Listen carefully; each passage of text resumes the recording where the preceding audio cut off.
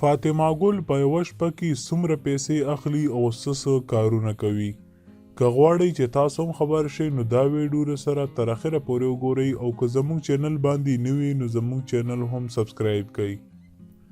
دوستانو ټول په دې پوهیږي چې مراد د نیلم خان او د فاطمه ګل دواړو خاوند دی. په خپلو ښځو باندې پیسې ګټي. دا ټولو ته پته ده چې هغه داسې کوي، مطلب په خپلو ښځو باندې پیسې ګټي، او دا خبره خپله نیلم ګل په یو ویډیو کې کړې ده.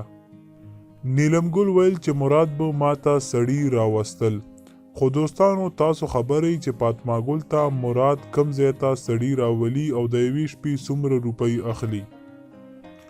د مراد یو نږدې ملګري دا خبره خلکو ته کړې وه چې مراد خپله ښځه دوبۍ ته غلطو کارونو دپاره بوځي او هلته په یوه شپې باندې فاطمه ګل باندې 2000 درهم اخلي چې هغه پاکستاني څه کم 1 لک روپۍ جوړیږي. او هلته فاطمه ګل ته زیات هغه کسان راځي کم چې په سعودي کې مسافر دي.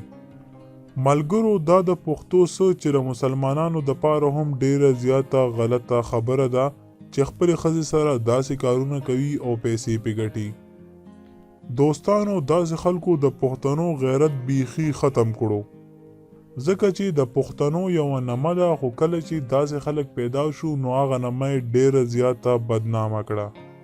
نو دا و زموږ نننی ویډیو. تاسو د فاطمه ګل د دې کار باره کې څه ویل غواړئ موږ ته لاندې په کمنټ کې ضرور ووایئ.